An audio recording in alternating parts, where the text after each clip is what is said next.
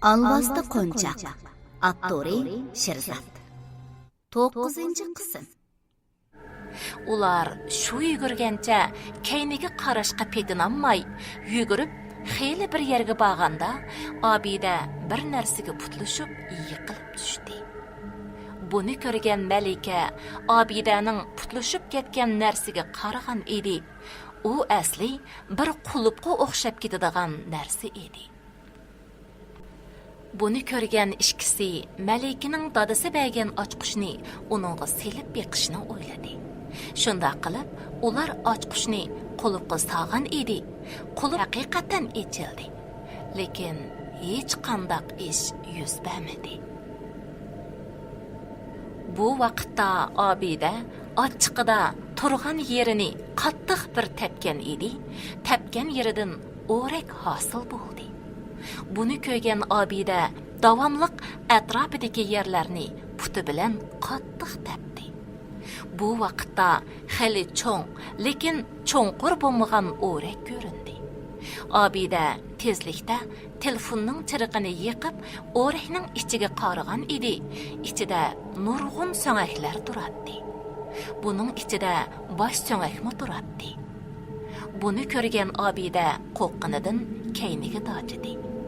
Malika uningga qarab, "Endi esimga keldi. O daliliqi kitob yoshiringan joy. Burun menga dadam aytib bergan kitob so'ngakning ostiga yoshiringan bo'lishi mumkin." Buni anglagan Obida shunda qo'rqib ketgan bo'lsa-mu, yanada qo'lini uzatib, so'ngaklarning orasidan kitobni izlashga boshladi. Bir necha minut izlagandan keyin oxiri bir ko'nrab ketgan kitobni topdi. Qarmoqqa qadimiy kitobdek ko'rinadi. Bu vaqtda Malika xo'shal bo'lib ketdi. Dal mushu kitob shu. Dal mushu kitob. Bu kitob bizga aziz va uning alvastilarini yo'qotishga yordam qila oladi. Obida kitobni qo'liga elib, ko'rib, nima yozilganligini qat'iy bilolmadi. Hamda Malikaga qarab, "Bu kitobdagi yoziqlarni men qat'iy tushunamadim. Qaraganda qadimiy yoziqda qiladi. Endi qanday qilamiz?" dedi. Malika Obidaga qarab, "Ansirma Obida, aldirma. Bu yoziqlarni men o'qiy olmayman." Malika shundaq deginicha kitobni varaqlab ko'rishga boshladi. Bu vaqtda Obida Malikaga qarab, "Malika, menga tez aytib bergina, kitobda nimalar yozilibdi? Biz qanday qilsak ondan aziz va uning alvastilarini yo'qota oladi ekanmiz? Menga tez aytib bergina" dedi. Malika Obidani aldirmaslikqa undab, yana davomliq kitobdagi mazmunni o'qishga boshladi. Bu vaqtda Obida qo'li bilan Malikaning mo'risiga urdi. Malika, o yoqqa qara, o tarafga, tez bo'l." Uning ovozidan qo'rqinish aks etib turardi. Malika Obidaning so'zini anglab, u degan tarafga qaragan edi. U ko'z oldidagi manzaradan hayron qoldi. Yeliqi o'rakdagi odam so'ngaklari bir-biriga ulanib hosil bo'lgan odam shaklidagi so'ngaklar ularga tikilgancha kulib turardi. Biroq qo'rqinchli ishga yo'liqmagan odamlar hargiz bu yerga kelmaydi. Bu vaqtda Obida qo'rqqanidan nima deyishni bilolmay turib qoldi.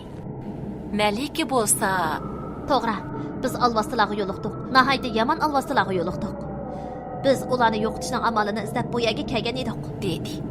Buni anglagan odam siyoqidagi so'ngak beshining o'rnidagi yerim mejilib ketgan bosh so'ngakni elib etib, yerga tashlab etib, yerda turgan saq bo'lgan odamning bosh so'ngakini qo'liga elib, beshining o'rniga o'rnatgandan keyin, "Mondaqdanglar, alvastilarni yo'qotish haqiqatan oson ish emas.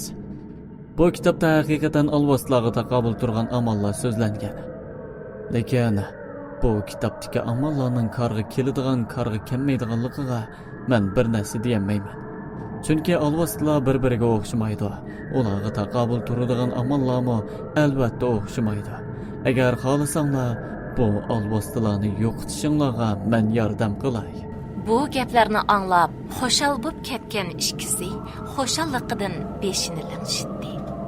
Ular bu iskilit odamning o'zlariga yordam qiladiganlarini anglab, nihoyatda xush bo'ldi. Lekin yana o'ylanib qoldi. Chunki bu iskelet odamga ishongili bo'ladigan yoki bo'lmaydiganligini ular texi bilmaydi. Obida iskelet odamga qarab, sen rostla bizga yordam qila olamsan? dedi. U buni degan vaqtda bir qo'lida qadimgi kitob, bir qo'lida qo'ng'iroq turardi. Buni anglagan iskelet odam qaqoqlab kulib ketdi. Uning kulkisi bu teptinich qabristonlikda yangrab turardi. Mening yishim bu qabristonlikdagi har qanday olvosli maxluqlardan cho'q. Men shamolning tilini bilaman. Sizlar dastlab turgan bu qumliq yerning sirini bilaman. Shu olvoslarning ishlarini bilaman. Malika oldiga bir qadam mangdi. U iskelet odamning yeniga kelib, uningga qarab, Biz endi qanday qilamiz? Bizga aytqin. Sening aziz va uning alvostilariga taqobil turadigan qanday amaling bor? dedi. Bu vaqtda iskelet odam ularga qarab, Qarasam sizlarda u olvoslarga taqobil turadigan narsalar xeyli chiqdik turadi. Bu narsalar orqali haqiqatan olvoslarga taqobil turg'udi bo'ladi. Lekin ularni tubdan yo'qotqili bo'lmaydi. Sizlarning gapinglarga asosan tahlil qilishimcha, bu olvoslarning tub mohiyati oshko'zlik. Bu xildagi olvoslarni yo'qotishning amaliy esimda qilishcha, qo'linglardagi koni kitobda oz to'liq xotirlangan. u shundoq deganicha Obidaning qo'lidagi kitobga tikilib qarab turdi. U xuddi kitobning ichidagi mazmunni ko'ralaydigandek turardi. Iskelet odam u ikkisiga qarab, Sizlar uchirgan u olvoslarni yo'qotishning amali bor. Buningga hozircha 3 xil narsa lozim. Birisi u olvoslarning egisining chechi. Bek bo'lmaganda ular ishiltib baqqan bir narsa bo'lsa-mu bo'ladi. Yana birisi bir bo'lganmagan mavjudot, yana biri botur qalb. Mushu ikki narsa taq bo'lganda ondan sizlarga aytib beraman. aziz ishlatib baqqan narsa yoki uning chechi. Obida bu gapni o'ziga o'zi pichirlab, tuyuqsiz bir ishni esiga oldi. Qo'ng'iroq, to'g'ri. Bu qo'ng'iroqni aziz menga malikaga taqobil turish uchun bergan, dedi. Iskelet odam Obidaga qarab beshini lingshitdi. Nihoyat yaxshi. Endi bo'lganmagan mavjudot qoldi.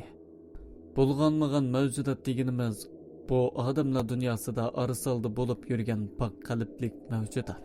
U shundoq deganicha malikaga qaradi.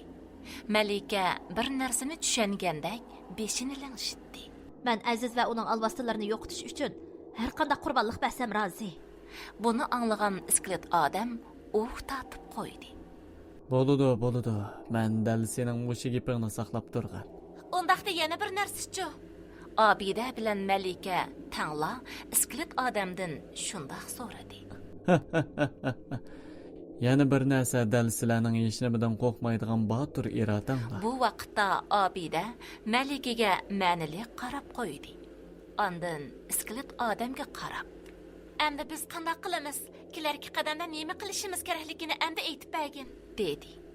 Bu vaqtda iskelet odam qo'lini ko'tarib, yiroq bo'lmagan yerdagi bir o'rilib tushkili tasli qolgan qabrini ko'rsatib turib, Bu qabr dal aziz va uning olvoslilarini yo'qota oladigan qadimiy kuch mujassamlangan joy. Biz oldi bilan uning ichiga kirishimiz kerak. shundoq qilib, u o'rilib ketay degan qabrining ichiga kirdi. Obida bilan Malika qabrining ichidagi manzarani ko'rib hayron qoldi. Qabrining ichi kengri bo'lib, bu yer xuddi kinolardagi murdiga taqobil turadigan dajav murdlarining panoh joyiga o'xshaydi.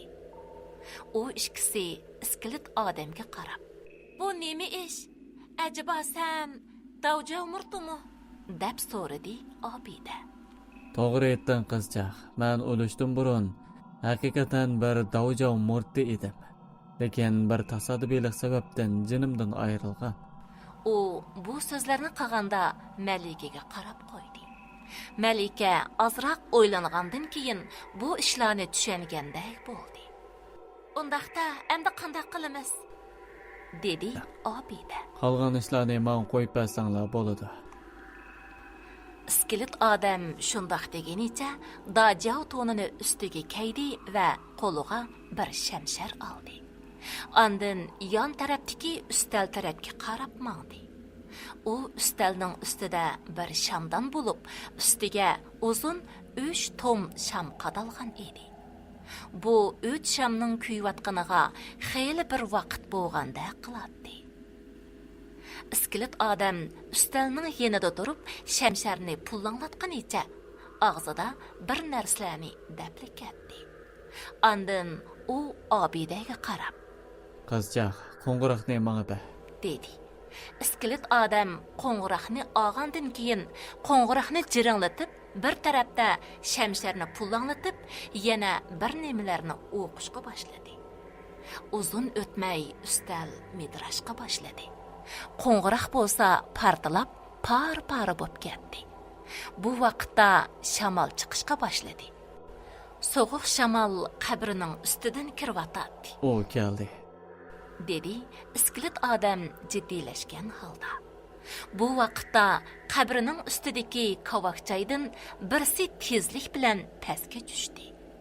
Bu dal aziz bo'lib, uning ko'zlaridan qizil nur chaqnab turadi. Orqadan bo'lsa qora tutunlar ko'tarilib turadi.